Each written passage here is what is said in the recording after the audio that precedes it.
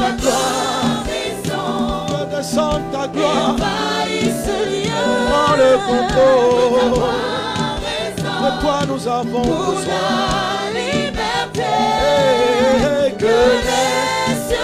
Que les cieux s'ouvrent et que vienne ta pluie. Oh Jésus, nous voulons ton règne.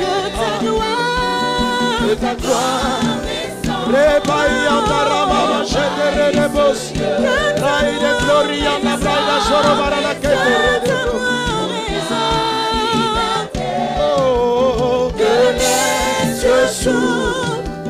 et que vienne ta pluie. Oh Jésus, nous voulons ton règne. Que ta gloire et envahisse ce lieu. Et Mayanta Rabakeya Mama d'Espagne, Shobaya Mama Mate. Oh, que les cieux s'ouvrent et que vienne ta pluie. Oh Jésus, nous voulons ton règne. Que ta gloire descende et envahisse ce lieu. Que ta voix résonne pour la liberté. Que les cieux s'ouvrent et que vienne ta pluie. Oh Jésus, nous voulons ton règne. Brenda sota raba braida soro para la gloria andabra raelesh.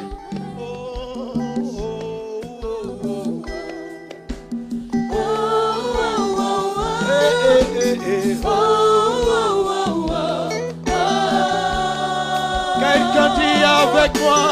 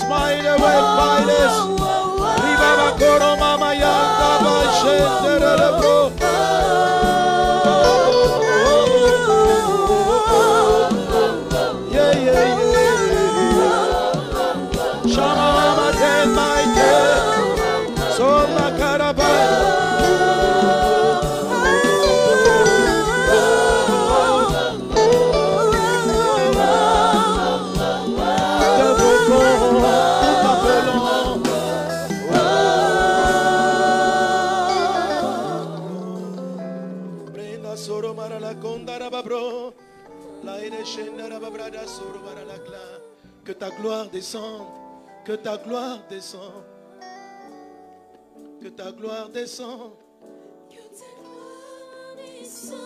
Seigneur, nous avons besoin de toi. Je sais que tu es là, mais que ta gloire soit encore plus intense. Que ta voix résonne et qu'elle brise les chaînes. Que ton ciel s'ouvre.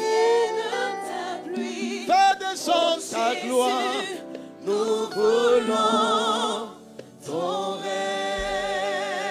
Oui, oh Jésus, oh Jésus, nous voulons ton règne. Seigneur Jésus, oh Jésus, nous voulons ton règne. Seigneur mon Dieu, oh Jésus, nous voulons ton règne. Nous avons soif de ton règne. Oh,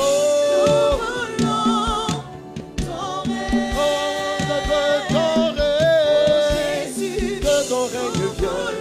Que ton règne vienne. Laïde what my spine de robabe. Shiva babaye. Rontabrai.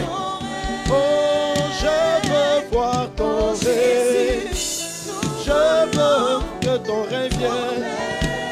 Seigneur tout-puissant, nous voulons ton règne. Le règne de Dieu est manifesté par la présence du Saint-Esprit. Nos yeux sont ouverts. Nos yeux sont ouverts par l'action du Saint-Esprit. Nous voulons donner toute la place au Saint-Esprit pour qu'il conduise toutes choses. C'est lui qui nous enseigne les Écritures. C'est lui qui nous délivre. C'est lui qui nous amène vers le Christ. C'est lui qui ouvre nos yeux pour connaître Christ.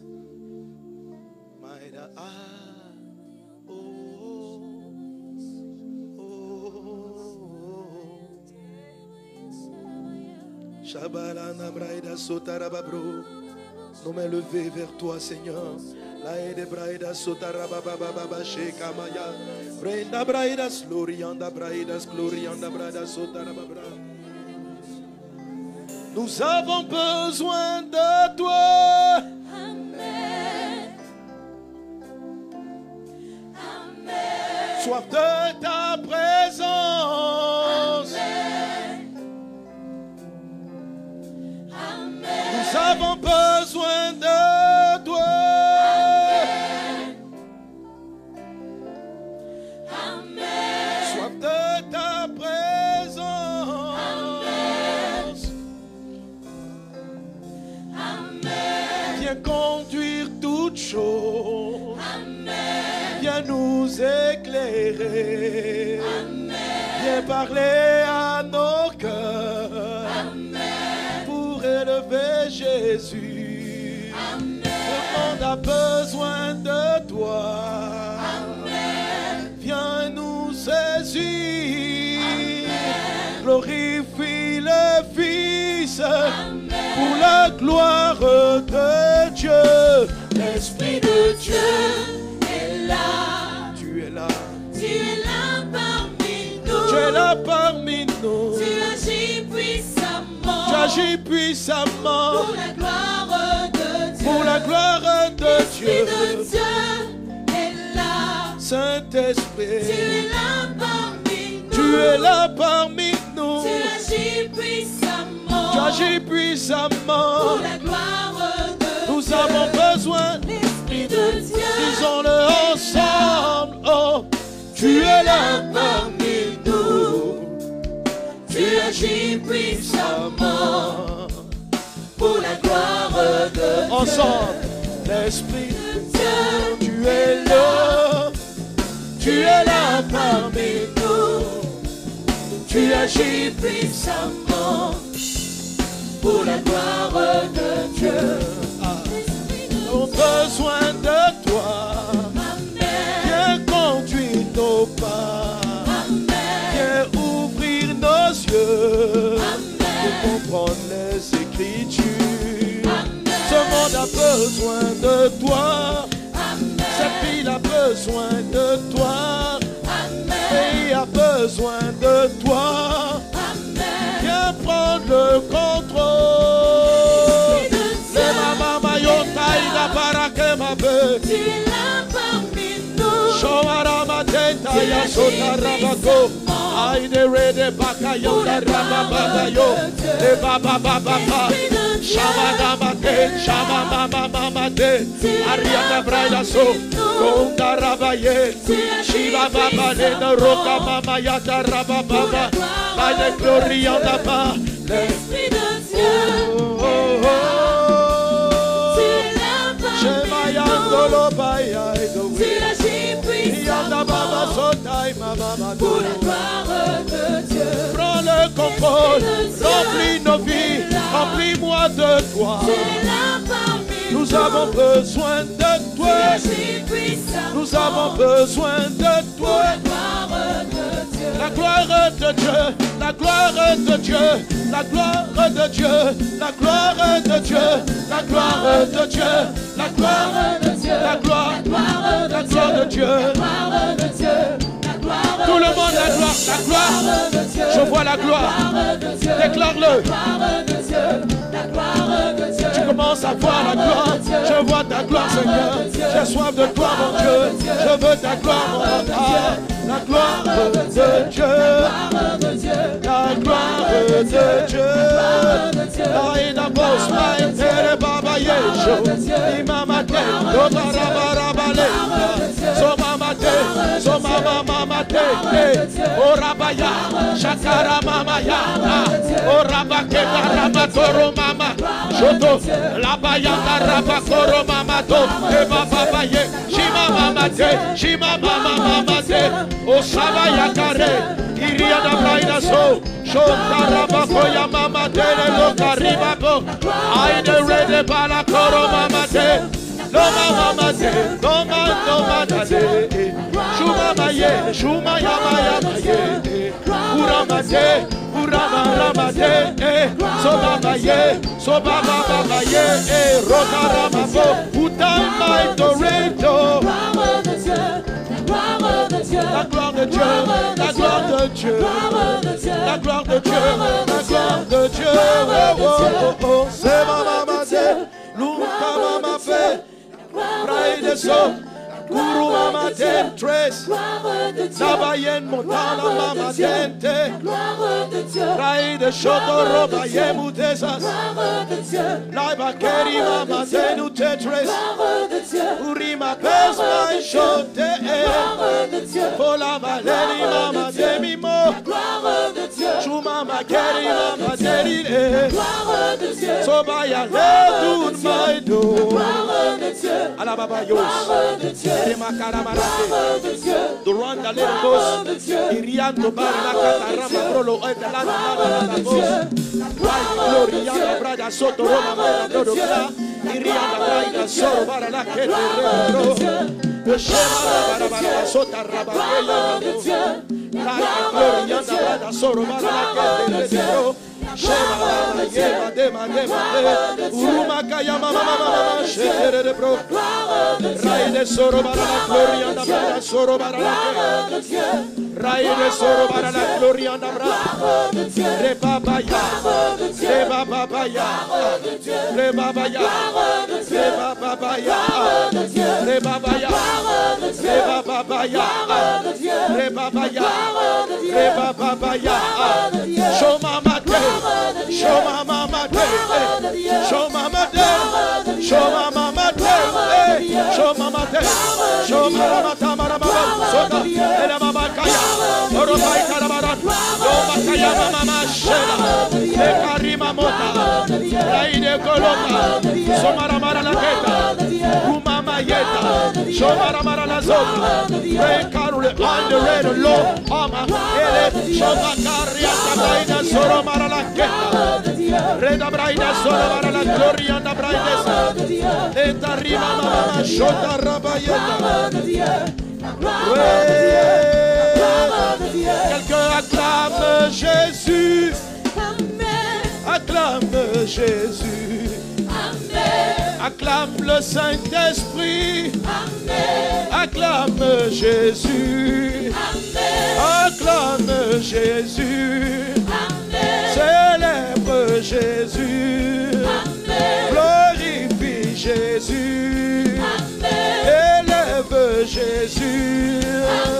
Magnifie Jésus. Oh, oh, oh, oh. Alléluia.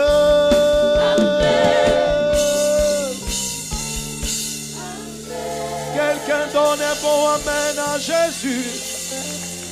Il est là, près de toi. Il est juste près de toi. Sa présence, elle est ici. Je sens sa présence. La main de Dieu est dans ce lieu. L'église est sur le point d'être visitée par une dose supérieure de la grâce et de l'onction. Aïe, j'étais makobayatas. Raide lokadrina rera la baita riba brus. Et den rera la baites. Shama karabara tokusuki. Merci Saint-Esprit. Quelqu'un acclame, acclame, acclame, acclame. Alléluia. Alléluia. Amen. Jésus, je t'aime. Jésus, moi je t'aime. Seigneur, je t'aime. Jésus, moi je t'aime. Bon, ça va aller. Jésus. Seigneur Jésus, je t'aime. Jésus, moi je t'aime. Jésus, moi je t'aime. Jésus, moi je t'aime. Jésus. Alléluia. Moi, je Quelqu'un t'aime. acclame Jésus. Amen. On va le chanter tout à l'heure. Amen. Gloire à Dieu. Donne un bon amen. Bénis un voisin, bénis une voisine. Salue un amoureux de Jésus. Alléluia. Est-ce qu'on a des intimes de Christ dans ce lieu? Il est présent. Amen. Amen. On va bénir le Seigneur pour les chantres. Alléluia. Gloire à Dieu. Quelle conférence. Amen. Quelle conférence. Alléluia. Amen. Hier, je m'étais trompé dans mon calendrier. J'avais dit que le pasteur Karambiri c'est là aujourd'hui. En fait, il commence demain. Amen. Voilà, le pasteur Karambiri commence demain. Demain, on est avec lui en session, on est avec lui en soirée et on est avec lui samedi. Et tous les orateurs seront là le samedi pour le marathon de la parole. Mais le marathon de la parole, ça sera du côté de Kodesh. Amen. Ça sera du côté de Kodesh, le marathon de la parole, qui est donc le samedi. Et c'est ce samedi qui va conclure notre moment merveilleux. Mais demain soir, c'est une mini-veillée. Amen. Où l'Esprit du Seigneur va être déversé de manière extraordinaire. Quelqu'un est-il avec moi? Donne un bon amen à Jésus. Donne un bon amen à Jésus. Alléluia. Dis avec moi, intime de Christ. Intime de Christ. Je ne t'entends pas bien. Hein? Je ne t'entends pas bien. Qui a trouvé le amen des amoureux? Qui sait comment on fait le amen des amoureux? Bon, j'attends que quelqu'un me donne la révélation. Amen. Amen. Gloire à Jésus. Merci Saint-Esprit. Alléluia. Pasteur Yvan disait, je l'ai dit, ce thème, ce sujet nous amène dans la chose essentielle. Quelqu'un dit avec moi, essentielle. En fait, l'essentiel, c'est une seule chose, mais on peut la nommer de différentes façons. On aurait pu donner à ce thème le vrai sens de la gloire de Dieu, qui traduit aussi quelque part l'intimité de Christ, mais en l'abordant sous un angle différent. Amen. On aurait pu aussi traduire ce thème en disant connaître profondément Christ, connaître le Christ. On aurait pu aborder de plusieurs façons, de plusieurs sujets. Mais l'essentiel de ce sujet, ça parle de la qualité de ta relation avec Dieu, mais plus avec le Christ. Est un intime de Christ. Alléluia. Alléluia. Quand je dis alléluia, j'ai envie d'entendre un très bon amen. Amen. Amen. Tu sais ma soeur, tu sais mon frère, je veux vraiment te parler avec mon cœur. Ce qu'on appelle l'intimité avec Dieu, l'intimité avec le Christ, c'est ce que tu cherches. Toutes tes batailles, tous tes combats ont une solution. L'intimité, c'est-à-dire que tu deviennes un intime du Christ. Tous tes combats, tous tes défis, ce que tu dois être, ta destinée, l'accomplissement de ta vie. Tu peux réaliser beaucoup de choses, tu peux faire de grandes choses. Tu peux même pratiquement être entré dans ta destinée, je pourrais dire ainsi. Ça veut dire que tu as réalisé de grandes choses. Mais un homme qui réalise de grandes choses sans avoir développé l'intimité avec le Christ a raté l'essentiel. Sans être un intime de Christ, il aurait raté l'essentiel. Dis avec moi, intime de Christ. L'intimité avec le Christ est ce que l'homme a perdu. Lorsqu'on parle d'intimité, quelque part, on est en train aussi, dans la forme la plus extrême, on est en train de parler de la nudité. Dis avec moi la nudité. Je ne t'entends pas bien. c'est ta réponse qui me donne envie de continuer. Dis avec moi la nudité. Amen. Lorsque quelqu'un, une femme est en train de dire, un homme est en train de dire, il est rentré dans mon intimité, ça veut dire plusieurs choses. Ça veut dire, il m'a vu tel que je suis. Il m'a vu sans habit. Il m'a vu, voilà. Il y a des fois aussi, on utilise le terme intimité pour dire, c'est mon ami intime, je lui révèle des choses secrètes. Donc, l'intimité est rattachée au secret. L'intimité est rattachée à des choses qu'on cache. Et on révèle aux personnes qui nous sont intimes les choses les plus secrètes.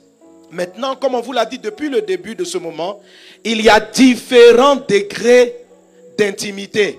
Dans tes amitiés, tu as des amis proches, tu as des amis plus ou moins proches, tu as des amis éloignés, tu vas jusqu'à avoir des camarades proches, des camarades éloignés, et tu vas aller jusqu'à avoir des connaissances vagues, etc.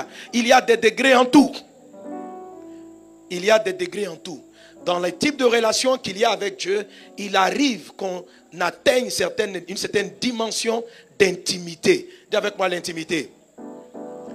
Quand je te dis de la part du Seigneur que c'est ce que l'homme a perdu, c'est ce que l'homme a perdu, il faut remonter au livre de la Genèse pour comprendre de quoi est-ce qu'il s'agit.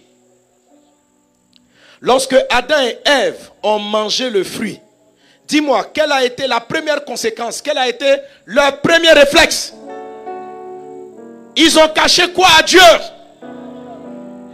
Qu'est-ce qu'ils ont caché à Dieu? Leur nudité. Donc, la première conséquence du péché, ça a été de cacher l'intimité. C'est-à-dire de dire Dieu et puis moi, Dieu. Il faut comprendre qu'on n'est plus trop proche pour que tu vois. Ah Dieu, je me rends compte que avant que je n'ai mangé le fruit, tu pouvais me voir nu. Mais quand ils ont mangé le fruit, la chose dont ils ont été gênés, je suis en train d'expliquer que l'origine du problème de l'humanité commence là. C'est une affaire d'intimité qui a été brisée. Est-ce qu'on me suit? Alléluia. Lorsqu'Adam et Ève ont mangé le fruit, la première chose qu'ils ont fait, ils ne sont pas allés voler, ils ne sont pas devenus des voleurs, ils ne sont pas devenus des menteurs, ils ne sont pas devenus des adultères. Dès qu'ils ont mangé le fruit, la première des choses qui ont été faites, c'est que Dieu, tu n'as pas accès à ma nudité. Ils ont pris des feuilles de figuier, ils ont caché leur nudité. Ils n'ont pas caché la poitrine, ils n'ont pas caché les yeux, ils ont caché leur intimité. Alors quand tu vas comprendre mon message, tu vas comprendre qu'en fait, ce n'est pas Dieu à l'origine qui cache son intimité. C'est l'homme même qui se cache de Dieu. C'est la raison pour laquelle lorsqu'on parle d'intime de Christ, il ne s'agit pas à Dieu de faire les efforts pour venir vers toi. Il s'agit à toi de venir vers lui et de te déshabiller progressivement. Parce que c'est toi-même qui t'es habillé. Il n'y avait pas de problème entre Dieu et l'homme. L'homme avait accès à la nudité, Dieu avait accès à la nudité de l'homme. Et la Bible dit, tous les soirs, alléluia, le Seigneur venait rencontrer l'homme. C'est vrai que tout ça, ce sont des images, peut-être des choses spirituelles, mais ça nous explique des choses profondes. Lorsque nous sommes en train de parler de l'intime de Christ, on parle du problème de base, de ce qui s'est passé à l'origine. L'intimité a été perdue. Et la notion de l'intimité est rattachée à la gloire. Quelqu'un dit avec moi la gloire. Adam et Ève étaient dans le jardin, ils étaient dans la gloire. La gloire, ça veut dire la présence riche, lourde, puissante, manifeste de Dieu. Quand on dit la gloire de Dieu, ça veut dire Dieu dans toute sa beauté. Ça veut dire Dieu dans Dieu, ça veut dire Dieu lui-même. Pour ceux qui ont suivi les sessions matinales, dans ma première session, je vous ai lu ce texte de Exode chapitre 33. Comme j'ai beaucoup, je vais le citer. La com pourra vous montrer les versets simultanément. Moïse, après un moment de déception, parce que Dieu avait été déçu d'Israël, Moïse va faire cette prière à Dieu. Regardez ce qu'il dit à Dieu. Il dit, Moïse dit à Dieu, fais-moi voir ta gloire. Fais-moi voir ta gloire. Amen. Et puis continue avec moi. L'Éternel répondit à Moïse, je ferai passer devant toi toute ma beauté, toute ma bonté. Je proclamerai devant toi le nom de l'Éternel. Je fais grâce à qui je fais grâce, en avance. Et miséricorde à qui je fais miséricorde, ok? L'Éternel dit, tu ne pourras pas voir ma face. Tu ne pourras pas voir ma face. Est-ce que Moïse a dit, il veut voir la face de Dieu? dans la phrase de Moïse? Est-ce qu'il a dit, Dieu, montre-moi ta face? Ta réponse va m'encourager. Est-ce qu'il a... Il a dit, Dieu, montre-moi quoi? Montre-moi ta gloire. Maintenant, Dieu lui répond, tu ne peux pas voir ma face. Ça veut dire quoi? Que voir la gloire de Dieu, c'est voir la face de Dieu. Montre-moi ta gloire. Dieu dit, je peux te montrer ma bonté.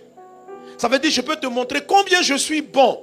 Je peux te montrer ma miséricorde. Je peux faire des miracles pour toi. Je peux faire des prodiges pour toi. Mais ma face. Parce que la prière de Moïse était puissante. Moïse, écoutez.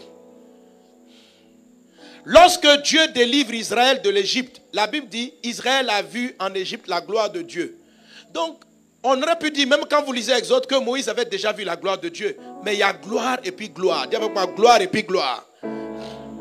La prière de Moïse maintenant, c'était quelque chose de supérieur. Vous savez, Moïse est quelqu'un qui a été utilisé par Dieu à une dimension hors du commun. Moïse a vu la mer s'ouvrir en deux. Moïse a vu une nation, la nation la plus puissante, fléchir les genoux devant son bâton, sous ses prophéties. Moïse l'a vu. Il a vu Dieu agir de telle façon. Il a vu des miracles qui n'ont pratiquement plus jamais été revus dans l'histoire de l'humanité. Moïse a manifesté ces choses. Mais malgré tout ce qu'il a pu voir, Moïse dit à Dieu, je n'ai pas encore vu ta gloire. La mer est ouverte en deux. Il dit, je n'ai pas encore vu ta gloire. La mer ouverte en deux, ce n'est pas ta gloire. Alléluia. De grandes choses sont arrivées. Moïse dit, ce n'est pas ta gloire. Donc quand Moïse vient et puis a dit, je veux voir ta gloire. Dieu il dit, petit, tu as compris quelque chose. Hein? Il dit, ok, aucun homme, tu ne peux pas voir ma face. Il dit, ma face ne peut être vue. Et puis nous continuons. Moïse dit, fais-moi voir ta gloire. L'Éternel dit, tu ne pourras pas voir ma face, car l'homme ne peut me voir et vivre. Et je vais en arriver là aujourd'hui. Alléluia. Alléluia. Si ce texte veut dire, tu ne peux pas voir Dieu et vivre. Autrement dit, pour voir Dieu, il faut que tu sois mort. Donc, il est possible de voir, d'entrer dans l'intimité. Mais retiens bien cette phrase parce que j'arrive là-dessus. Ne rentre dans l'intimité que ceux qui sont morts. Dis à un voisin, je commence à pleurer ton funérail spirituel. Alléluia. Aucun homme ne peut me voir et vivre. Et nous continuons le texte. Là, comme vous pouvez renvoyer le texte, voilà. L'Éternel dit, tu ne pourras pas voir ma face. Revenez un peu d'abord. L'Éternel dit, tu ne pourras pas voir ma face, car l'homme ne peut me voir et vivre. Et on continue. L'Éternel dit, Amen. L'Éternel dit, voici un lieu près de moi. Dis, voici un lieu près de moi. Tu te tiendras sur le rocher. Alléluia. Ça, je vous l'ai déjà expliqué. Comme il y a du monde qui n'était pas à la session, qui n'était pas là le dimanche, je vais juste revenir là-dessus brièvement. Donc, n'oubliez pas que Dieu s'apprête à révéler sa face. Il dit à Moïse, tu ne peux pas me voir. Mais il va lui donner un élément très important pour accéder à la face de Dieu. Et je vais t'expliquer que voir Dieu tel qu'il est, sans habit, c'est ce qu'on appelle voir sa face et voir sa gloire. Et Dieu dit, voilà la route. Il dit, voici un lieu près de moi. Dis avec moi, près de moi. Tu te tiendras sur le rocher. Amen. Alors j'ai expliqué cela à ceux qui ont suivi les sessions et puis dimanche au culte. Et si vous prenez aussi mon dernier ouvrage, le dévotionnel numéro 4, j'enseigne ça là-dedans. Je parle de l'intimité aussi dans cet enseignement. Amen. Il dit, voici un lieu près de moi, tu te tiendras sur le rocher. Notez bien qu'il ne dit pas sur un rocher. Il ne dit pas sur un rocher. Le rocher dont il est question, ce n'est pas un caillou qui était dans la montagne. Il dit, tu te tiendras sur quoi? Le rocher. Alléluia. Et on continue. Maintenant, lisons ensemble. 1, 2, 3.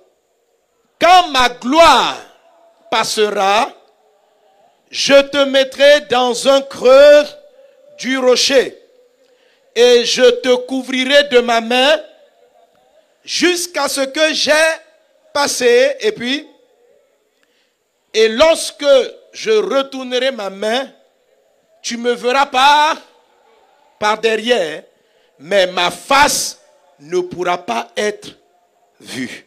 Quelqu'un acclame Jésus. Alléluia. Gloire à Dieu. Et je vous ai dit donc rapidement que le rocher dont il est question ici n'était pas un caillou qui était sur la montagne où Moïse était parti prier. C'est très souvent ce à quoi on pensait. Il détermine un rocher bien précis. Et Dieu dit, il est près de moi. Dieu est un esprit. Un caillou n'est pas près de lui. Alléluia. Alors lorsqu'il dit près de moi, il est en train de parler du Christ. Et la Bible montre dans le livre de 1 Corinthiens chapitre 10, verset 4, comme on voit à l'écran. La Bible dit qu'il y avait un rocher qui suivait Israël. Amen. Et qu'ils ont tous bu le même breuvage. On lit ensemble 1, 2, 3. Et qu'ils ont tous bu le même breuvage spirituel, car ils buvaient à un rocher spirituel qui les suivait. Et ce rocher était, je t'entends pas bien, il était, la Bible parle des Israéliens ici. La Bible dit qu'il y avait un rocher qui les suivait dans le désert. Écoutez, chaque fois qu'il y avait un miracle dans le désert, notez bien, le miracle venait du rocher. À plusieurs fois, il y a 2 grandes fois où l'eau est sortie du rocher. C'était le même rocher. La première fois, c'était le rocher qui les suivait, il se promenait avec eux. Et ce caillou, je ne sais pas quelle est la forme qu'il avait, la Bible dit que c'était le Christ. Et c'est parlant de ce rocher que Dieu dit, il y a un rocher qui est près de moi. Pour que tu vois ma gloire, je vais te prendre et je vais te mettre sur le rocher. Ça veut dire, je vais te mettre sur... Ça veut dire quoi? Tu peux pas me voir, mais si tu veux me voir, je vais te faire tenir sur le rocher. Le rocher, c'est Christ. Amen. Le rocher, c'est Christ. Je vais te mettre sur le rocher. Et ce rocher, c'est le Christ. Amen. Et donc, il dit, quand je vais passer, je te prendrai et je te mettrai dans le creux du rocher. Ça veut dire, je vais te mettre dans quoi? Je vais te mettre dans le Christ. Amen. C'est-à-dire, la seule position spirituelle où Dieu, tu peux voir Dieu tel qu'il est,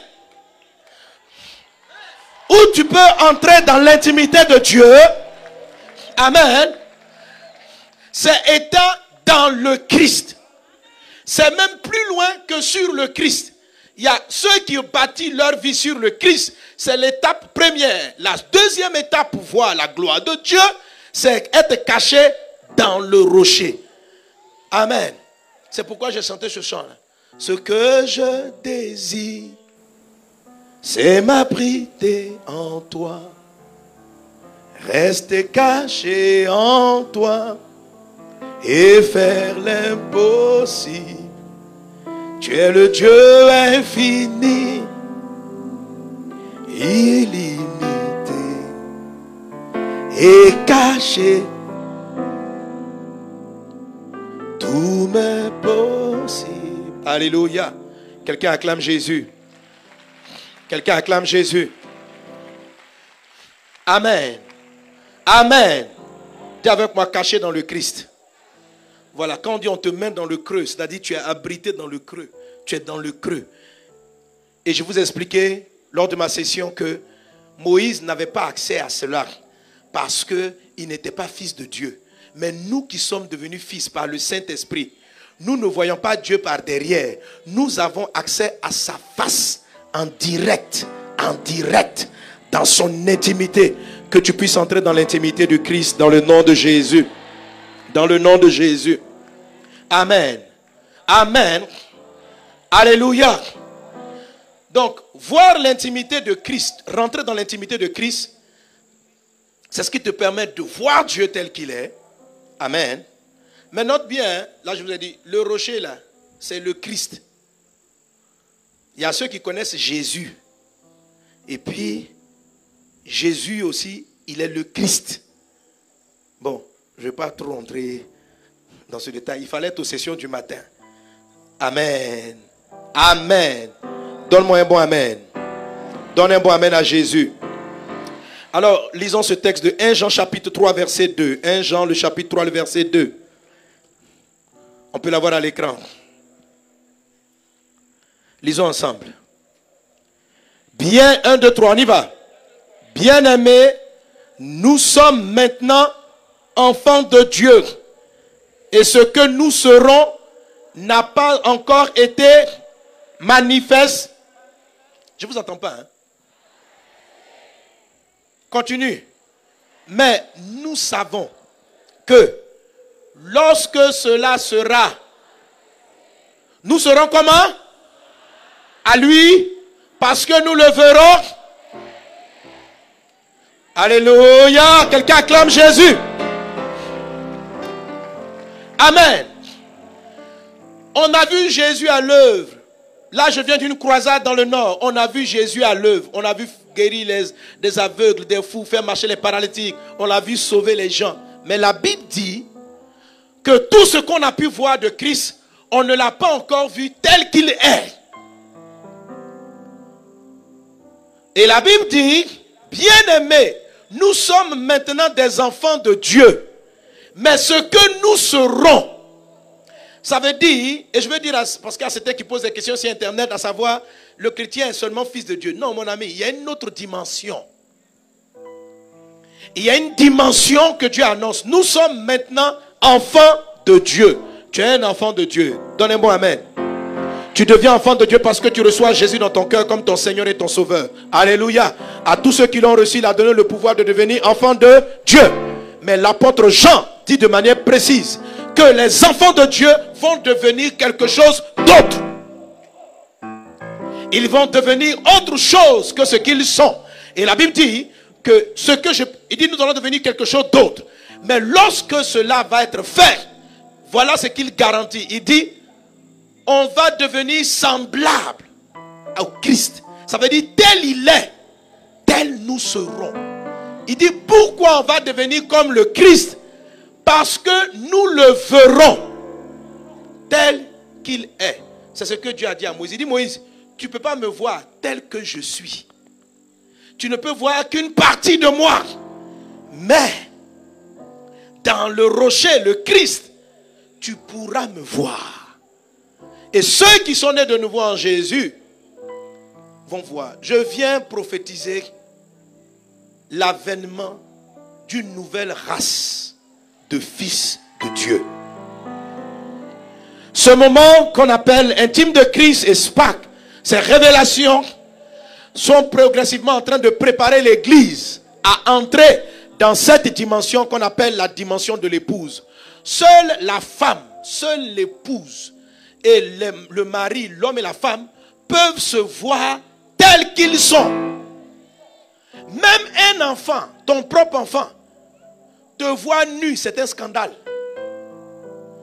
Dans la dimension d'enfant de Dieu, on ne peut pas voir Dieu. Tu vas voir, regarde, dis à ton voisin, regarde, même la telle que tu as arrêtée là, tu n'es pas tel que tu es. Hein, les sœurs, vous avez mis les fonds de teint, donc ce n'est pas toi. Tu as mis les mèches, ce n'est pas tel que tu es. Le tel que tu es là, il n'y a rien. On s'est habillé, on a mis des costumes, on a mis des chemises. Tel que tu me vois, ce n'est pas tel que je suis. Alléluia. Il y a une seule personne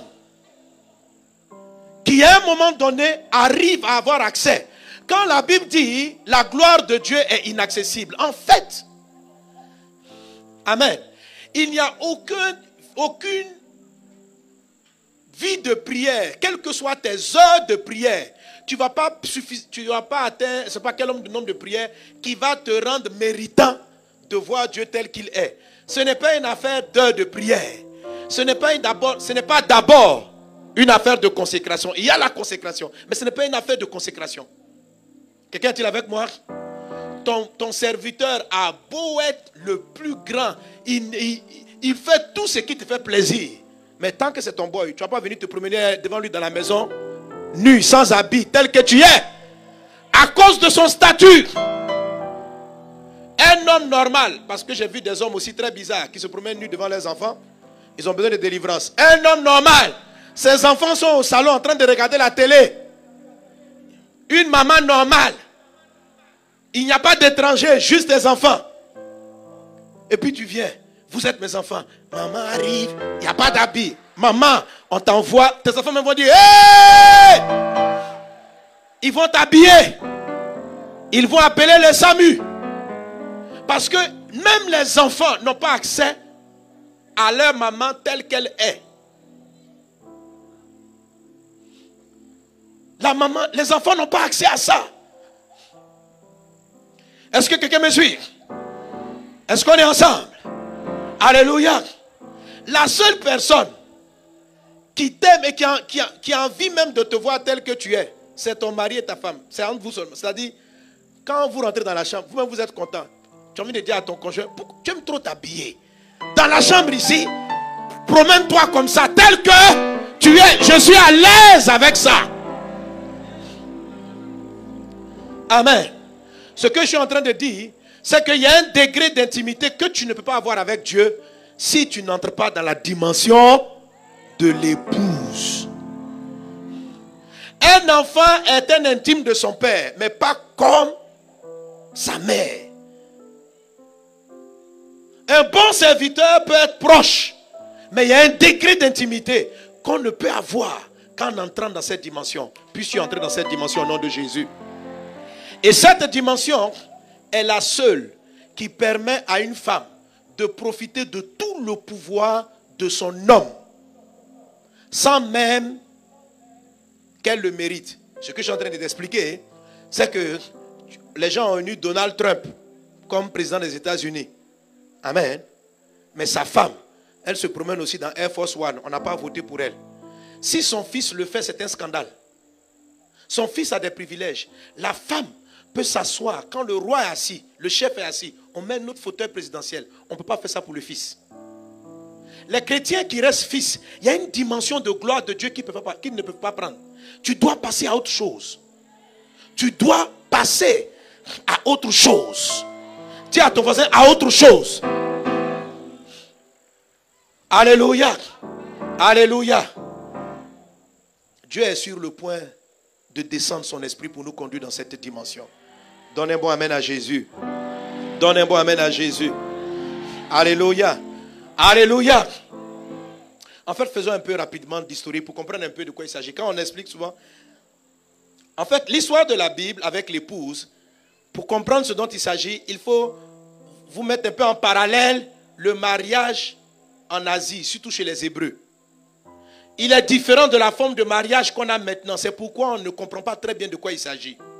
En fait, dans la coutume traditionnelle, lorsqu'un jeune homme tombait amoureux d'une dame et qu'il voulait la prendre pour épouse, il aimait, il a vu, il partait voir son père. Il ne partait pas lui-même. Il partait voir son père. Si vous lisez l'Ancien Testament, vous allez voir que le mariage se produisait comme ça. L'enfant ne partait pas de lui-même. Il partait voir ses parents. Et le père envoyait quelqu'un pour ouvrir le chemin. Dans le cas du mariage de Jésus, c'était Jean-Baptiste. L'ami, c'est pourquoi, écoutez bien, Jésus appelle Jean-Baptiste l'ami de quoi? L'ami de l'époux. Dans toute la Bible, Jésus se présente très souvent comme étant un époux. Mais un époux pour épouser qui? Vous me suivez? Donc c'était la coutume. On envoyait quelqu'un. Quand Abraham voulait que Isaac se marie avec Rebecca, il a envoyé quelqu'un pour préparer le chemin. Donne un bon amen. Donne un bon amen. Et là, monsieur préparait le chemin, il disait ce qu'il fallait faire. Et le père envoyait maintenant à un moment donné le fils. Il partait voir sa future. Il y avait les fiançailles, je vais rapidement là-dessus. Et puis la dot, ce qu'ils appellent la dot, c'était un prix de rachat. On considérait que la fille appartenait à son père. Et le monsieur, le fiancé, devait racheter. C'était un rachat. La Bible dit que Jésus nous a rachetés à un grand prix. Et quand le fiancé payait cette dot, qu'il appelait donc le rachat, la fiancée devenait sa propriété. On pouvait même l'appeler sa femme. Mais le mariage ne devait pas être consommé. Est-ce qu'on est ensemble? Est-ce qu'on est ensemble? C'est dans cette situation-là que se trouvait Joseph avec Marie. C'est pourquoi, quand l'ange vient le voir, l'ange lui dit, ne crains pas. La Bible dit que, le texte commence en disant, Marie était fiancée à un jeune homme du nom de Joseph. Mais lorsqu'elle est tombée enceinte, la Bible dit, en disant à Joseph, ne crains pas de prendre Marie ton épouse. On n'arrive pas à comprendre, mais comment elle est fiancée et en même temps elle est épouse? En fait, parce que Joseph avait déjà racheté. Mais il n'était pas encore marié. Elle avait gardé sa virginité parce que dans leur célébration, on peut te donner le titre d'épouse. Dès l'instant où tu as été racheté, mais l'homme n'a pas le droit, en ce moment-là, de te voir tel que tu es. Il ne peut pas avoir de rapport avec toi. Il ne peut pas. Mais on peut t'appeler son épouse. Jésus nous a rachetés. C'est pourquoi maintenant on peut dire qu'on est son épouse. Alléluia. Et maintenant quand l'homme partait, donc une fois qu'il a fini de racheter, ce qu'il faisait, c'est qu'il laissait sa femme et il partait chez son père pour aller préparer la chambre, la maison où il allait recevoir son épouse. Donc quand il a fini de racheter, il laissait la fiancée ou la future épouse qui lui appartient dorénavant. Il la laisse chez son père, mais quand elle est chez son père, elle ne s'appartient plus. Elle appartient à celui qui l'a achetée. Elle n'appartient même plus à son papa. Parce qu'on l'a rachetée. Et il partait chez lui et il préparait une pièce. Et il préparait la chambre. C'est pourquoi Jésus a dit, je ne vous laisserai pas orphelin. Je monte, vous préparez une place. Jésus est monté nous préparer une place. D'où il va venir nous chercher. C'est comme ça le mariage se produisait, se faisait. Donc Jésus, le marié part chez lui. S'il est dans une autre ville, il repart et avec ses parents. Et c'est seulement le père du marié, qui est habilité à dire le moment où son fils est prêt pour descendre. C'est pourquoi quand on demande à Jésus, c'est quand la date de ton retour. Il dit le père seul sait. Dans leur coutume, ils savaient de quoi il s'agissait. Que le fils ne peut pas décider de lui-même. C'est le père qui l'observe. Et puis il dit maintenant, la maison est suffisamment prête. Va chercher ta femme. Mais pendant que le mari préparait la chambre, la femme, pendant qu'il préparait la maison, la femme, elle restait avec ses amis, qui sont aussi d'autres vierges. Jusqu'à ce que l'époux arrive. C'est pourquoi on parle des 10 vierges qui attendaient l'arrivée de l'époux. Ce n'était pas leur mari à elles. C'était le mari de leur ami. Et elles attendent le retour. Et quand il s'en va, pendant ce temps, des gens restent et la femme, on la prépare jusqu'à ce que son époux vienne la chercher. On la lave, on lui donne des parfums, on la prépare à être belle. C'est comme ça, vous voyez Esther, malgré que le roi a racheté toutes les personnes, elle devait à un moment donné rester avec l'eunuque qui devait la préparer. Parce que lorsque l'époux vient la voir, elle doit être sans tache, ni ride, ni rien de semblable. C'est-à-dire, entre toutes celles qu'on aurait pu marier, elle doit être la plus belle des belles. Alors, l'histoire de la Bible est une histoire de mariage. C'est pourquoi la Bible vous parle de l'époux. Il dit l'ami de l'époux. Est-ce que l'époux fait ceci? On dit pourquoi tes gens ne gênent pas? Il dit non, mais quand l'époux est en place, est-ce que c'est jamais de quel mariage il parle? Le temps est arrivé pour nous de nous préparer. Le Saint-Esprit est là pour nous préparer. Cette conférence est là parce que le Christ est à la porte. Quelqu'un donne un bon amen à Jésus.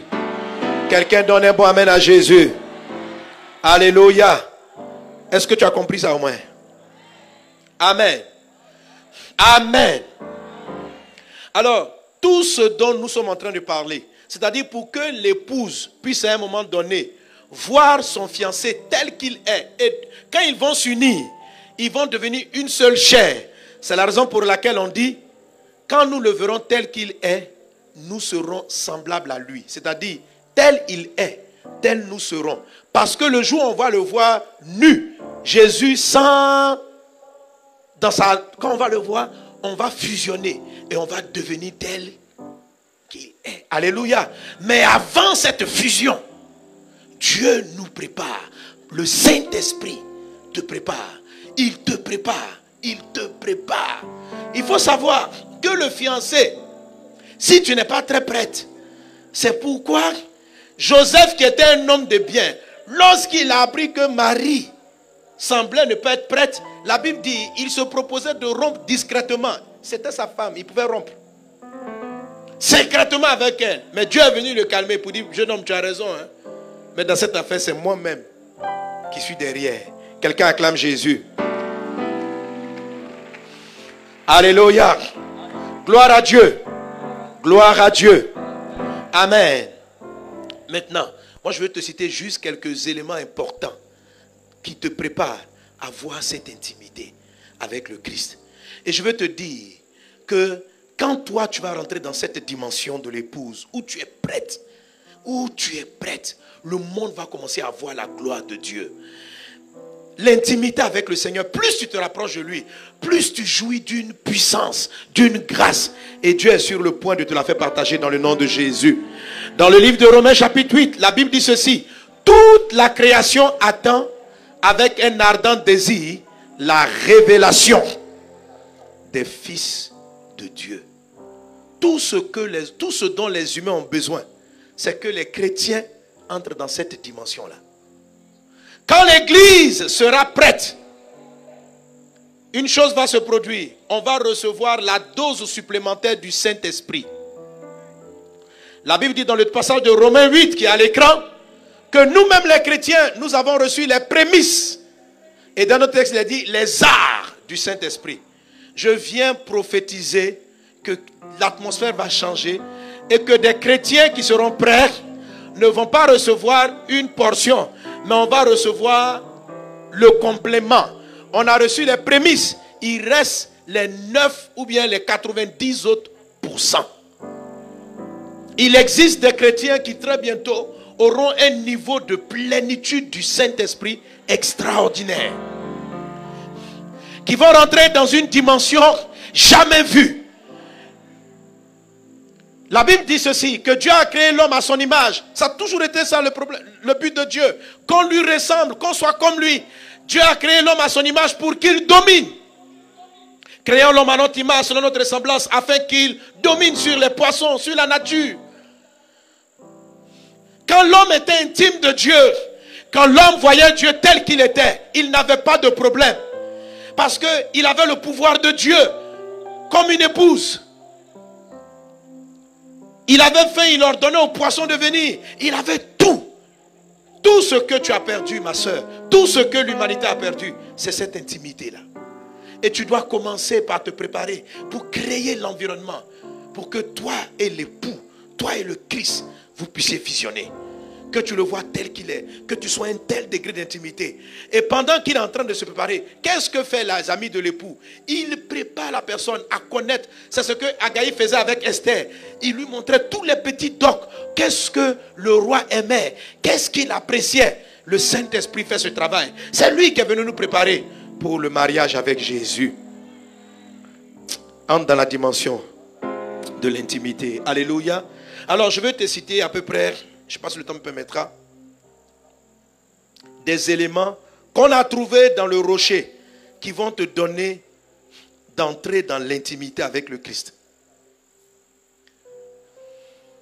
Alléluia. Rappelle-toi ce que je dis. Ce dont tu as besoin, c'est de cela. Romains chapitre 3, verset 23. Car tous ont péché et tous ont été privés d'une seule chose, la gloire de Dieu. Car tous ont péché et tous sont privés de la gloire de Dieu. Oh, Moïse dit la gloire de Dieu, c'est la face de... Amen. Car tous ont péché et tous ont été privés de la gloire de... Je t'entends pas bien. La gloire de... Oh, la gloire de Dieu, c'est quoi? C'est la face de... Ça veut dire Dieu tel qu'il est. Tout le monde a péché. Et ce qui est parti de chez tout le monde, c'est la gloire de Dieu. On n'a pas été privé du mariage. On n'a pas été privé de l'intelligence. On n'a pas été privé de la sagesse. On n'a pas été privé du bon comportement. Ce dont on a été privé, c'est la gloire de Dieu. C'est lorsque la gloire de Dieu s'en est allée que le monde a commencé à aller à la dérive. Aujourd'hui, tu cours après le mariage. Mais en fait, tu cours après le mariage parce que tu n'as pas la gloire de Dieu. Aujourd'hui, tu cours après l'argent. Mon frère, écoute-moi. Tu cours après l'argent parce que tu n'as pas la gloire de Dieu. Quand la gloire de Dieu s'approche, tu ne cours pas après l'argent. Tu sais, la femme de Bill Gates ne court pas après l'argent. Elle ne peut pas courir après l'argent. Ce qui appartient à ton mari et à toi. Écoute, même, Jésus dit dans le livre, Paul dit dans le livre de 1 Corinthiens 7, il dit, madame, ton corps ne t'appartient pas, il appartient à ton mari. Marie, ton corps ne t'appartient pas, il appartient à ta femme. Lorsque vous rentrez dans la dimension de l'intimité de l'épouse, même Jésus ne s'appartient plus à lui-même, il t'appartient. Toi, tu ne t'appartiens pas, tu lui appartiens. C'est ce que Jésus est fan de toi il y a longtemps. Il te fait les yeux doux. Il te drague. Il dit, je t'aime tellement que je sais pas quel cadeau je vais te donner. Je vais mourir pour toi. Je suis amoureux de toi. Je suis amoureux de toi. Je t'aime. Et toi, tu fais le compliqué. Dis, voisin, arrête de faire le compliqué. On va te laisser pour aller ailleurs. C'est qu'elle a fait ça. Il va te montrer comment il t'aime. Il t'aime. Alléluia. Car Dieu a tant aimé le monde. Jésus t'aime. Dieu t'aime. Est-ce qu'on est ensemble? Donc il faut saisir cela. Ce qui te manque, c'est cette intimité-là. C'est tout. Cours, laisse l'argent. Seigneur, je t'en supplie, étends ta main. Je veux me marier. Rimokaya mata. Mama mama mama maya. Lombaria mama mama. Ma soeur. Si ton mariage est compliqué, parce que la gloire de Dieu est partie. Oh Dieu, je veux la paix dans mon foyer. Moi, je ne te demande rien. Tout ce que je veux, c'est la paix. C'est la paix. C'est la paix. Maman. Tous ont péché. Et tous ont été privés de la gloire. Ils n'ont pas été privés de la joie dans leur foyer. Ce dont tous ont été privés, c'est la gloire. C'est lorsque la gloire est partie que des problèmes conjugaux ont commencé. Donc, il ne faut pas rechercher la résolution des problèmes conjugaux. Il faut rechercher la gloire. Si tu as trouvé la gloire, le problème conjugal sera traité. Est-ce qu'on est ensemble? Est-ce qu'on est ensemble? Or, la gloire se voit dans l'intimité. Quand Adam et Ève, je reprends, ont mangé le fruit, la seule chose qu'ils ont senti, c'est la seule chose qu'ils ont fermée, c'était leur intimité. Non, dès qu'ils ont mangé le fruit, ils n'ont pas volé, ils n'ont pas menti, ils n'ont pas triché, ils n'ont pas fait quelque chose qu'on appelle négatif. Ils ont carrément caché leur intimité. C'est la première des choses qui a disparu de l'humanité, notre intimité. Et quand Dieu s'en est rendu compte, Dieu dit, ok, si c'est comme ça, vous voulez, il n'y a pas de problème. Lui-même, il les a habillés lui-même. Il a bien cousu. Il dit, je vous aime tellement qu'il vous soit fait selon votre décision. Vous voulez vous cacher de moi? Moi aussi, je me cache de vous. C'est pourquoi on les a mis dehors le jardin d'Éden. Et il y avait des anges. Donc, dorénavant, l'homme était privé de la gloire. Et Dieu aussi n'avait pas accès à l'intimité de l'homme. Alors, ce n'est pas à Dieu, mais il est revenu vers toi. C'est nous qui nous sommes habillés avec des feuilles de figuier. C'est à nous de les enlever. Ce n'est pas comme si Dieu était en train d'être là de calculer. Tu n'es pas encore... je veux l'intimité. Non, c'est toi de prendre certaines décisions par rapport à ta vie. Et quel type de décision que le Saint-Esprit t'aide à prendre? Il y en a plusieurs, mais je veux te citer quelques-unes. Alléluia. Alléluia. Alléluia. Amen. La première des choses que je cite, je l'avais abordé donc le premier jour dans les sessions. Il dit à Moïse, tu veux voir ma face, il faut que tu te tiennes sur le rocher. Je ne vais pas m'attarder sur ce point, parce que Pasteur Yvan en a beaucoup parlé aujourd'hui. Pasteur Marcelo aussi en a parlé. Mais juste prendre un angle assez particulier. Dis avec moi, se tenir sur le rocher. Alléluia. Alléluia. Se tenir sur le rocher. Dis avec moi, je me tiens sur le rocher. Amen. Alors, ça veut dire quoi pratiquement se tenir sur le rocher? Écoute frère, la Bible s'explique par elle-même. La Bible s'explique par elle-même. Elle est très simple. parler de se tenir sur le rocher, il faut remonter simplement, chercher où est-ce qu'il est question d'une forme pareille. En Matthieu chapitre 7, par exemple, la Bible dit ceci. Amen. C'est pourquoi quiconque entend les paroles que je dis et les met en pratique sera semblable à un homme prudent qui a bâti sa maison sur le rocher. Sur le rocher. Ou bien sur le roc. Amen. La pluie est tombée, les torrents sont venus, les vents ont soufflé, se sont jetés contre cette maison. Elle n'est point tombée parce qu'elle était fondée sur le roc. Le roc, c'est un autre mot de rocher. Alléluia. Dieu est en train de t'expliquer que la première étape pour laquelle, donc c'est une image, il dit Moïse, bon, je fais les choses en image, parce que l'Ancien Testament c'est l'ombre. Mais quand on va rentrer dans le Nouveau Testament, les chrétiens, par l'aide du Saint-Esprit, vont comprendre ce que je t'ai fait. Et l'apôtre Paul a une telle révélation du Christ. C'est impressionnant. Je me pose comment l'apôtre Paul a su que le rocher là, dont parle Exode, c'était le Christ. J'ai dit, ah Paul, il faut une révélation. Alléluia. Même nous-mêmes qui avons les nouveaux chrétiens, là, on a souvent pensé que c'était un gros caillou. Oh, c'était le Christ. Alléluia. Alors Dieu dit ceci à Moïse, je vais te mettre sur le rocher. On se demande, mais c'est quoi être sur le rocher? Et lorsqu'on part dans le Nouveau Testament, la Bible nous explique que il y a une dimension, c'est une des premières dimensions très importantes pour rentrer dans l'intimité, pour voir Jésus face à face, tel qu'il est. Pour accéder à cette intimité-là. Il dit, il faut que tu te tiennes sur le rocher. Quelqu'un aurait pu me dire, mais si Moïse ne pouvait voir Dieu qu'étant dans le rocher, pourquoi Dieu ne le prend pas en même temps pour le mettre dans le creux? Lisez-le, on a lu le texte, il dit, je vais te mettre sur le rocher et quand ma gloire passera, je te mettrai dans le creux. Mais en même temps, mets-le dans le creux et puis tu passes la gloire. Il doit d'abord le poser sur le rocher. Vous savez, il y a des chrétiens qui veulent rentrer dans le rocher sans être sur le rocher. Dis à un voisin, il faut être sûr d'abord. Avant qu'on te mette dedans. Alléluia. Alors tout ça, ce sont des images. Qu'est-ce que cela signifie? Jésus dit, c'est très simple. Il dit, qui bâtit sur le rocher? Qui est celui qui soit sur le rocher? Il dit, c'est celui qui entend la parole de Dieu et qui la met en pratique. C'est simple. C'est celui qui entend la parole de Dieu et qui la met en pratique. Il est semblable à quelqu'un qui a bâti sa maison sur le rocher. Sur le rocher. Donc, se tenir sur le rocher, c'est écouter la parole et puis obéir. C'est très simple, mon frère. Quand on dit l'intimité de Christ, il ne faut pas mystifier. Il ne faut pas aller dans des choses mystiques. Que non, tu pries vers 3h33, 44 minutes, tu fais une prière 4 fois. Jésus, je t'aime. Je t'aime. Je t'aime. Mes amis, ce sont des choses simples. Ce sont des choses simples. Ta Bible. Ta Bible. L'intimité commence ici.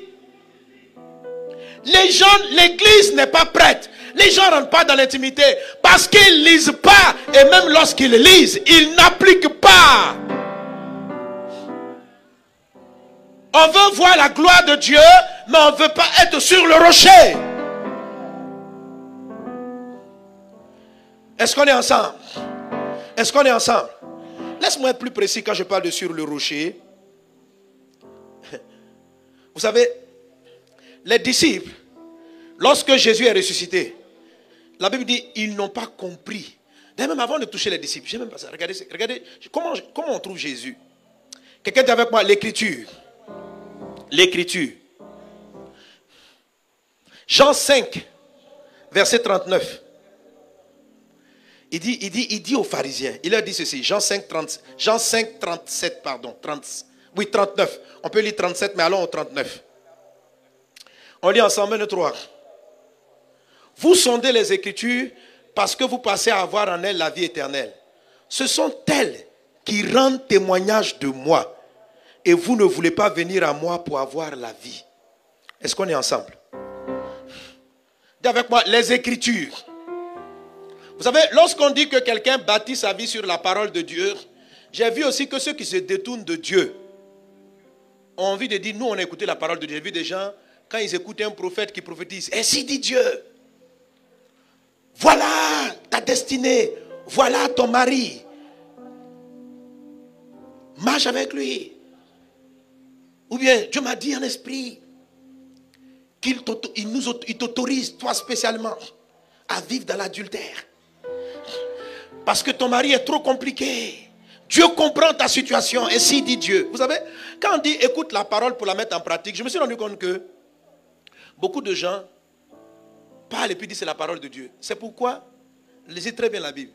Jésus, pour nous ramener à la vraie parole, il utilise le terme des écritures. Ça veut dire ce qu'on a pris un stylo et puis on a écrit là.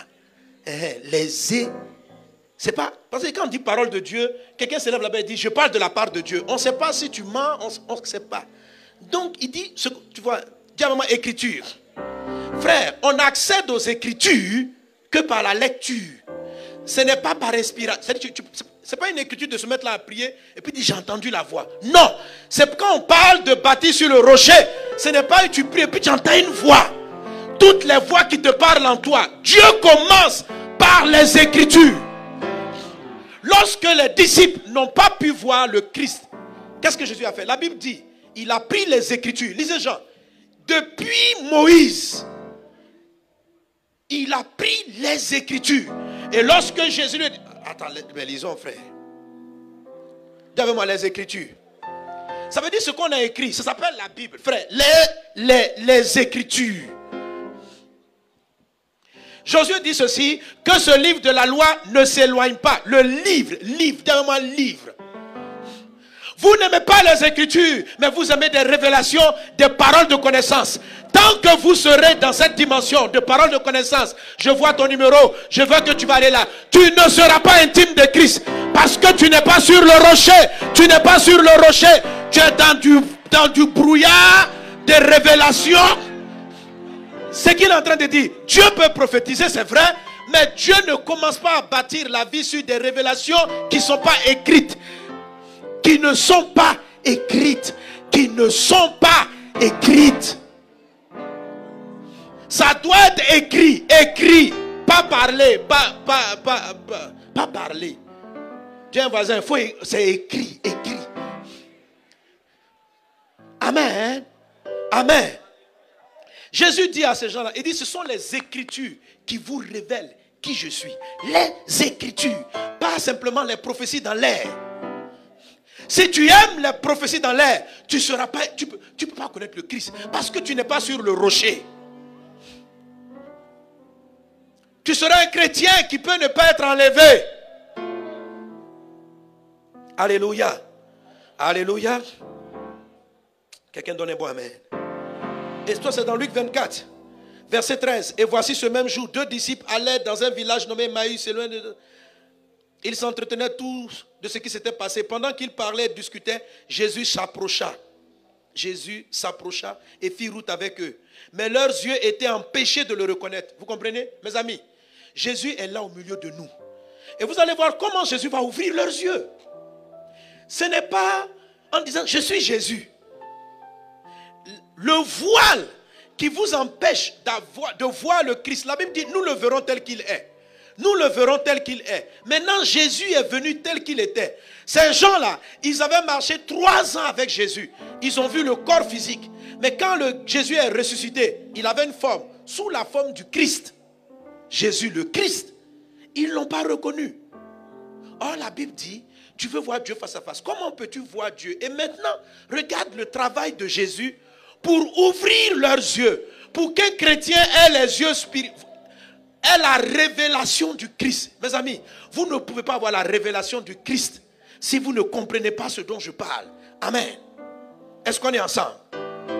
La Bible dit, mais leurs yeux étaient empêchés de le reconnaître.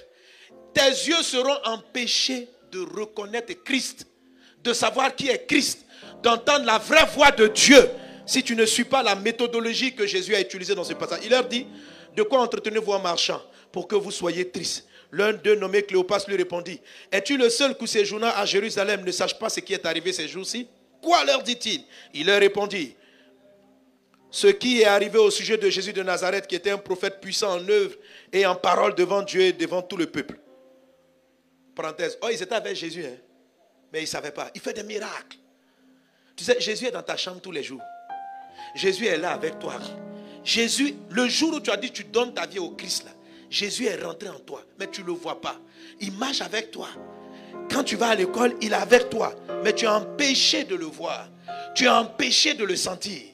Tu es confronté à des problèmes. C'est ton époux. Il suffit qu'il dise un mot, mais tu ne peux pas l'appeler au secours parce que tu n'es pas conscient de sa présence. Tu n'es pas conscient de son état. Et pourquoi? Parce que tu es empêché. Pour que tu ne sois plus empêché, il y a un process. Est-ce qu'on est ensemble? Dis avec moi, process. Amen. Donc il dit, si ce n'est pas Jésus, tout ça, comment les prédicateurs, nos magistrats l'ont livré pour le faire condamner à mort et l'ont crucifié? Nous espérions que c'est lui qui nous délivrerait. Hein? Je parle comme toi, je suis venu à l'église, j'espérais être délivré du célibat.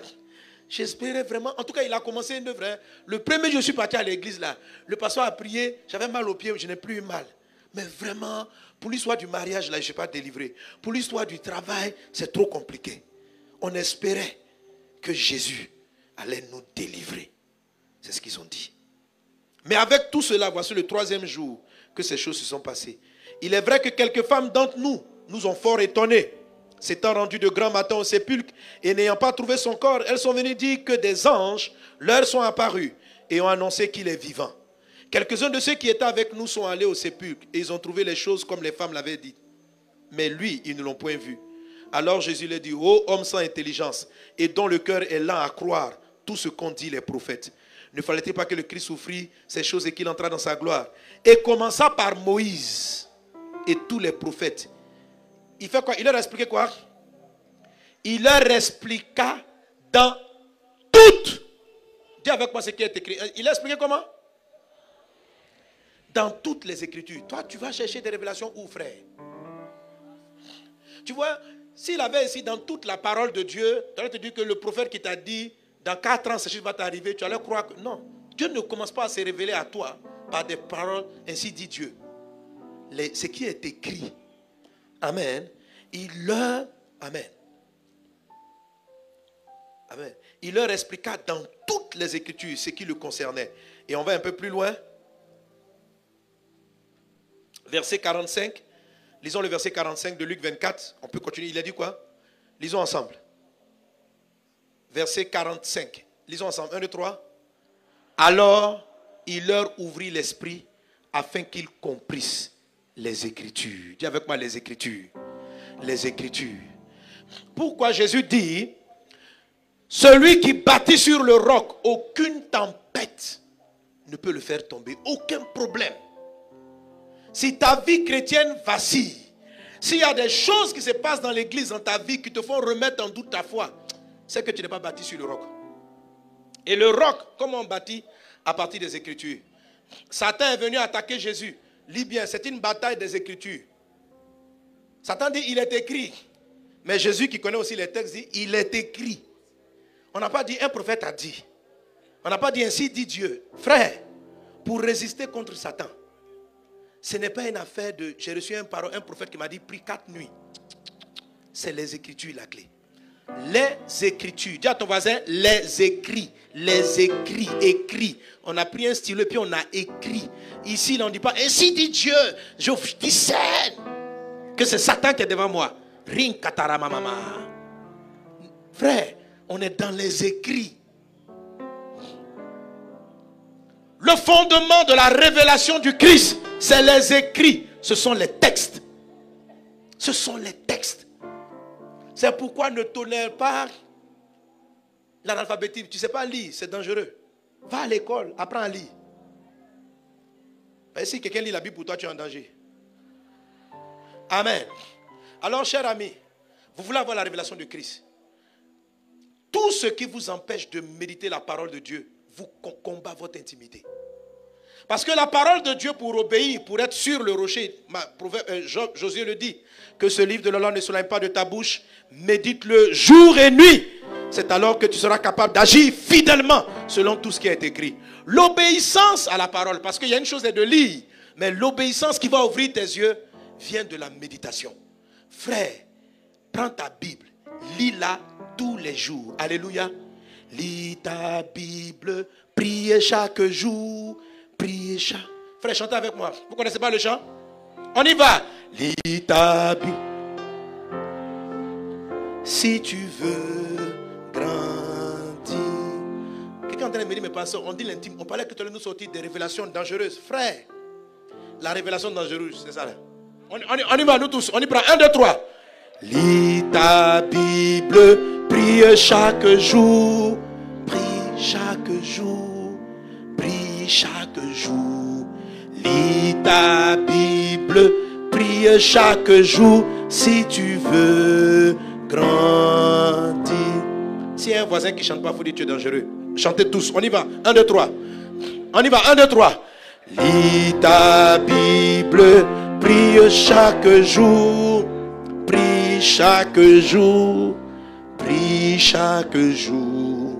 Lis ta Bible, prie chaque jour si tu veux grandir. Si tu veux grandir. Si tu veux grandir.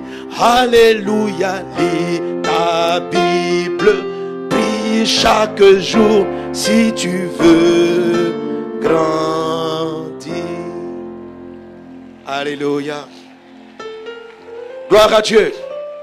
La vie chrétienne la plus simple que vous avez apprise est le début de la vraie intimité.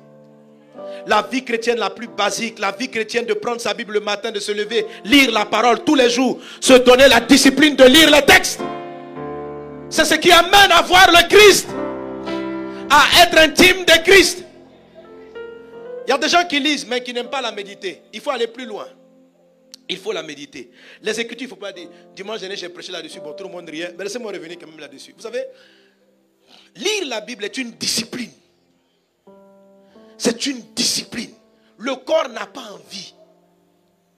Tu dois te... Qui veut devenir intime de Christ? Frère, discipline-toi. Arrête d'aller, tu vois, arrête de courir derrière beaucoup de révélations. C'est une séduction. Quand vous commencez à vivre une vie dans un ministère où vous êtes que dans des révélations, et la Bible, vous la lisez, vous savez, quand l'esprit de Python, moi j'ai été séduit par le démon de Python. J'ai commencé à, je voulais prêcher la parole. Il y a une dame qui est venue me dire que je suis prophète. Elle dit, Dieu m'a oint tout ça là. Ok. Mais dès qu'on prie avec elle, elle avait plein de révélations. Ouh, je vois. Frère, on lisait la Bible. Mais à un moment donné, je me suis rendu compte que la Bible n'était pas l'élément central de notre rencontre. Ce qui était central, c'était ses révélations. C'est comme si les textes maintenant devaient être interprétés à la lumière de sa révélation. D'un moment, en fait, vous lisez la Bible, le prédicateur prêche, mais frère, il faut laisser le message là. Dis, dans combien de temps je vais me marier? Donne mon numéro de téléphone. Donne mon nom et mon prénom. Annonce que j'ai un transfert d'argent miraculeux. Ça me plaît. Frère, amen. Tu veux l'intimité de Christ? Lis ta Bible chaque jour. Médite-la. La Bible, quand il faut vous donner de la discipline. Il y a des gens qui prient beaucoup, mais qui ne lisent pas la Bible. Ils font des 40 jours de jeûne. Ils n'ouvrent pas la Bible. Tu es en danger. Tu ne seras pas un intime de Christ. Ce n'est pas possible. Tu ne lis pas la Bible, tu ne peux pas devenir intime de Christ. Tu ne pries pas, tu ne peux pas devenir. Mais tu ne lis pas les Écritures, ça ne peut pas marcher. Voilà ce que Jésus dit à Pierre. Ce n'est ni la chair et le sang qui t'ont révélé cela, c'est mon Père qui est dans les cieux. Il dit ceci. Sur cette parole, je bâtirai mon église. Sur ce rocher, et le diable ne prévaudra pas contre elle. Il faut bâtir sur les Écritures pour ne pas que Satan triomphe de toi. Pour avoir la victoire dans ta vie, dans ta famille. Le fondement, c'est les Écritures. La Bible, il faut la lire. Vous savez, quand vous lisez les Écritures, il y a des passages qui ne sont pas du tout intéressants. Surtout les généalogies. Dis avec moi, généalogie.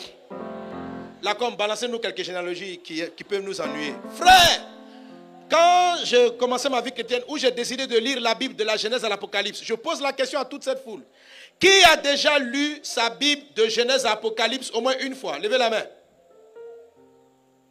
Qui n'a jamais lu? Levez la main. Frère, on dit la vérité, on est dans l'intimité. Voilà. La caméra montre la foule, le nombre de gens qui voient. Frère, levez la main, levez la main. Voilà des gens, parmi eux, il y a des gens qui ont 10 ans de christianisme, qui n'ont jamais pris leur Bible de Genèse à Apocalypse. Frère, c'est pas bien. Il faut lire. Et quand vous allez lire la Bible, vous allez tomber sur des passages qui sont souvent très bizarres.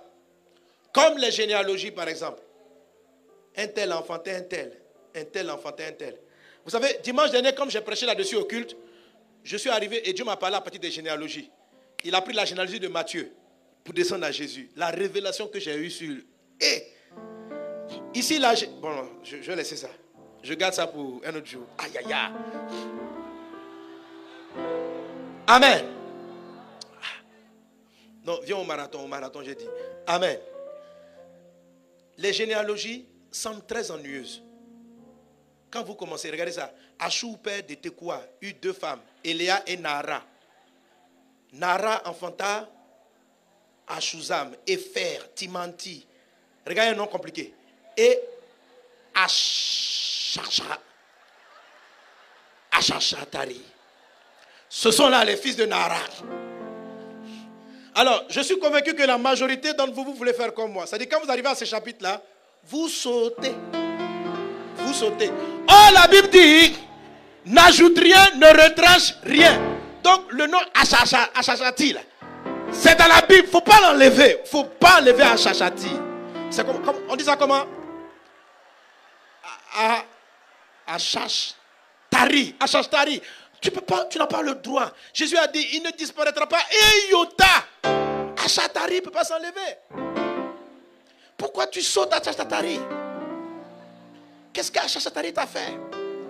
Achachatari est dans la Bible, frère. Quelqu'un acclame Jésus. Acclame pour Achachatari. Est-ce que je prononce bien? Frère, si vous continuez, il y a des noms. Si au moins les généalogies, c'était un peu nos noms qu'on connaît là. Quoi, Dieu a enfanté Conan. La maman de Conan, c'était Amouin. Elle s'est mariée avec un frère qui s'appelait Yého. Ils ont eu un enfant, ils l'ont appelé. Bon, mais c'est des noms. Bon, il faut être hébreu pour comprendre. Mais des noms, on ne sait pas les prononcer. Mais la Bible dit, toutes choses sont précieuses. Et la Bible dit, depuis Moïse, Jésus leur expliquait qu'il était dans toutes les Écritures. Même dans les généalogies ennuyeuses, Christ est dedans. Ouais. Quand tu pries pour qu'il t'ouvre les yeux, ce matin, j'étais surpris. Je dis, Père, c'est vrai. J'ai commencé à prier. Je dis, enseigne-moi par le Saint-Esprit. Pourquoi tu écris ça? D'abord, la première fois quand j'aborde les généalogies, je voulais sauter. Sur tous ceux de Chroniques, si vous allez dans les livres de Chroniques, il y a 9 chapitres.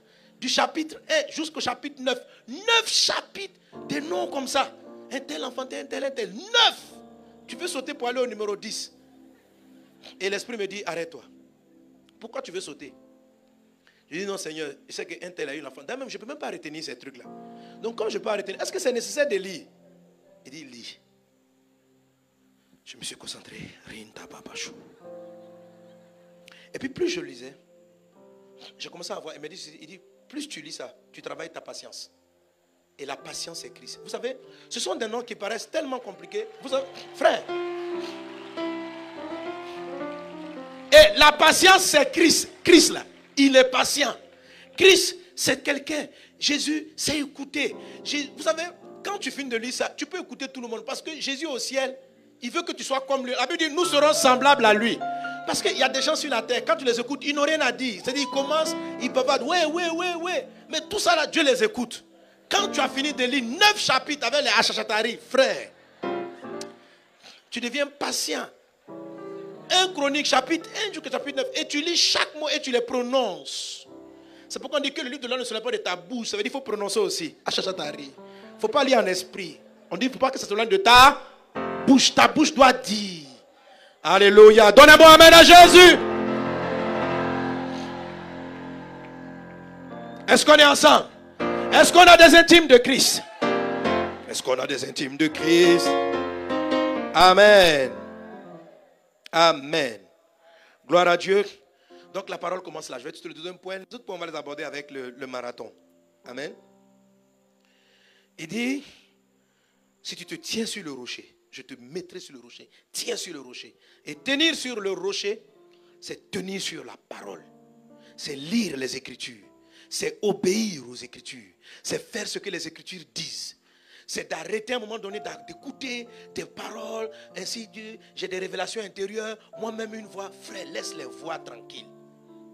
Satan peut te parler pendant que tu es dans le plus grand moment de prière. Ne plaisantez pas avec Satan. Frère, il y a des gens qui croient que parce qu'ils sont en jeûne et prière, Satan ne peut pas rentrer. Satan n'a pas peur. Écoutez, Jésus, nous on est fils de Dieu par adoption. Lui, il est le fils originel. Jésus était dans 40 jours de jeûne. Tu comprends? 40. Jésus, Dieu sur la terre. Satan est venu le trouver dans son jeûne. Alors, dis-moi, toi, c'est quel genre de prière tu vas faire? Satan ne peut pas te parler. Dans le jeûne, Satan l'a trouvé. Et Satan lui a donné des conseils qui semblaient bibliques. Mais Jésus connaissait les Écritures. Vous pensez qu'il y en a qui disent non, il y a tellement d'onction que le diable ne peut pas rentrer. C'est un mensonge. Il y a pas, je ne crois pas. Satan a accès au trône. Il va voir Dieu. Je ne sais pas c'est quelle dimension d'onction tu vas prier, Satan ne pourra pas rentrer. Ce n'est pas vrai. Ce sont des séductions. On peut être séduit pendant qu'on est dans un puissant moment. Jésus était en train de gêner. Le Saint-Esprit l'a amené là-bas. La Bible dit Satan est entré. Satan lui a parlé. Et puis les deux autres tentations. La Bible dit Satan a pris Jésus. Il a soulevé Jésus. Il l'a amené sur le haut du temple. Frère, si toi Satan vient te soulever. Et c'est que dès qu'il doit te descendre, tu vas dire, pasteur, prie pour moi. Et je suis possédé. Je suis. Ah! Comment moi je jeûne, Satan peut me soulever? Jésus jeûnait. Satan l'a soulevé. Il l'a déposé sur le haut du temple. Et puis il dit, jette-toi. Car il est écrit que quand tu vas sauter, les anges vont t'attraper. Jésus dit aussi, il est écrit, tu ne tenteras pas le Seigneur ton Dieu. Si tu es dans un jeûne et tu vis une espérance, tu peux, dans un jeûne, si tu ne connais pas les Écritures, tu vas vivre des espérances sataniques et tu vas croire que l'Esprit t'a parlé. Ça va te tuer. Tu vas te lancer dans des relations qui ne sont pas de Dieu. Tu vas te jeter dans des ministères. Dieu ne t'a pas parlé. Tu ne connais rien. Et quand tu sors, tu es en train de dire, frère, c'est au sortir d'un jeûne de 40 jours que Dieu m'a dit ça. Ce n'est pas une garantie. Ce n'est pas une garantie. Ce n'est pas une garantie, mon frère. 40 jours de jeûne, Satan a parlé à Jésus. Toi, on ne peut pas te parler? On va te parler, on va te donner des conseils, on va te dire il est écrit. Mais si tu n'as pas pris l'habitude de lire la parole, comment tu peux contester un sentiment? Il y a quelqu'un qui me dit non, parce que je priais. Et l'Esprit m'a dit que cet homme-là est mon mari. J'ai tenté de toutes les manières. Oh, le monsieur même, il est déjà marié. J'ai vu, oui, j'ai vu des gens ça. Et la dame, elle est là en train d'attendre. Mais tu as été empoisonné. C'est Satan qui est venu te voir dans ton truc. Quand il est en train de dire, le monsieur là est mon mari, tu dois lui sortir. Tu dis, la voix que j'entends. Il faut savoir qu'il est écrit, tu ne convoiteras pas. Il est écrit. Tu ne peux pas dire, pendant que je priais, j'ai fait un songe. Je me suis vu avec le pasteur qui est déjà marié. Et même si tu rêves à ça, moi-même je viens dans tes rêves te frapper.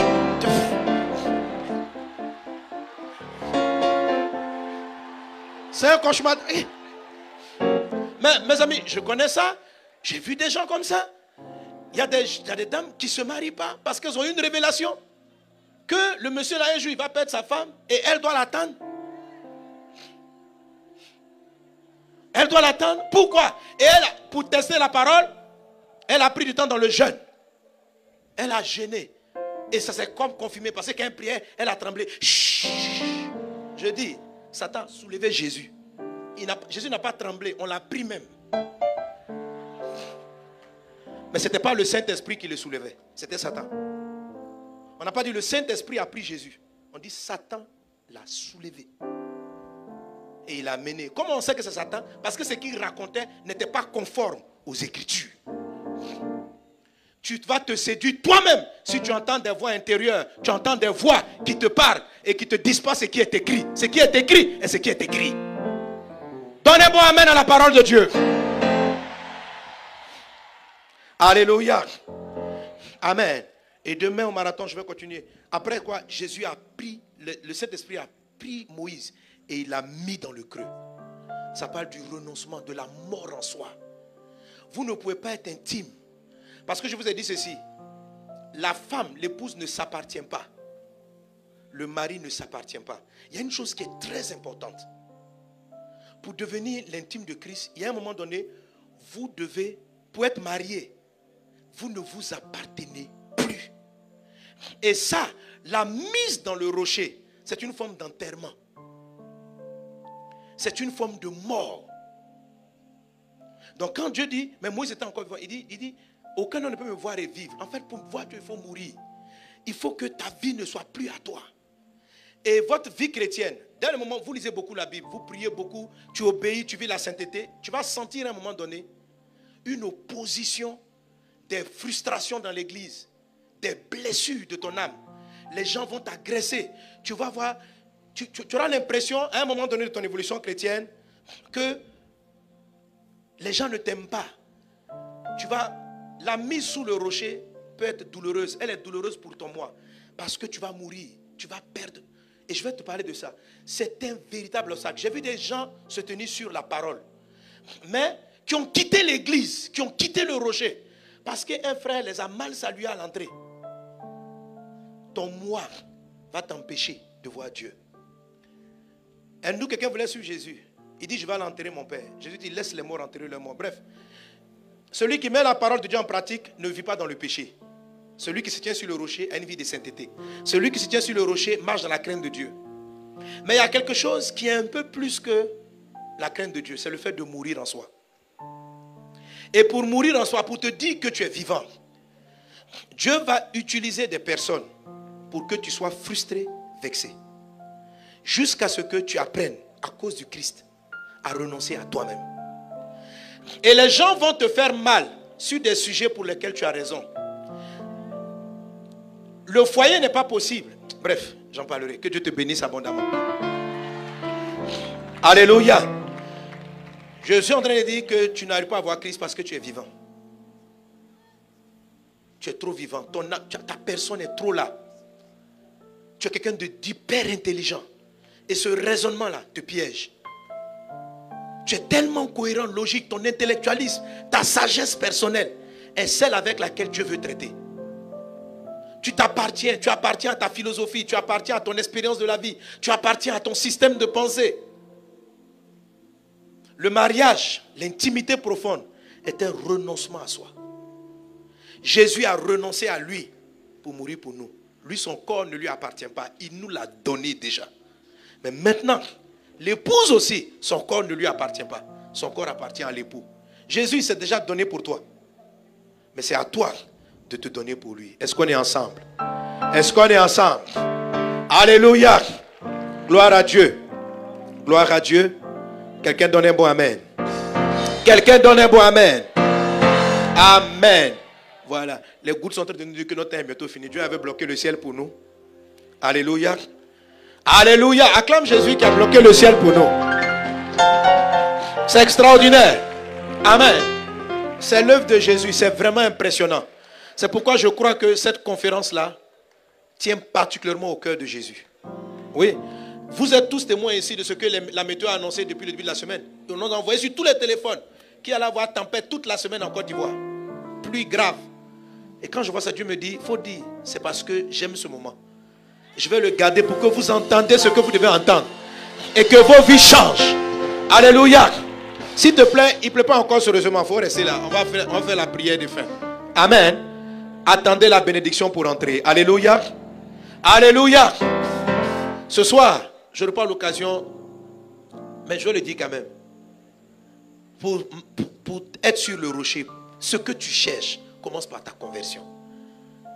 Le Christ est le moyen par lequel tu accèdes à Dieu. Tu dis que tu crois en Dieu, tu crois en Dieu. Mais sans le rocher, tu ne peux pas toucher Dieu. Et le rocher, c'est le Christ. Si tu es là dans ce lieu, que tu veux donner ta vie à Jésus, parce que c'est le début de l'histoire, lève ta main à ta place. Je vais prier pour toi.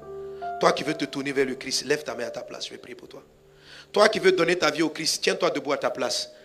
Je vais prier. Pendant que je vais prier, je vais demander aux amis de nouveau de passer dans les allées, de remettre les papiers aux gens pendant qu'on prie. Je ne vais pas les appeler devant. Toi qui veux donner ta vie à Jésus, lève la main, on va s'approcher de toi. Lève la main.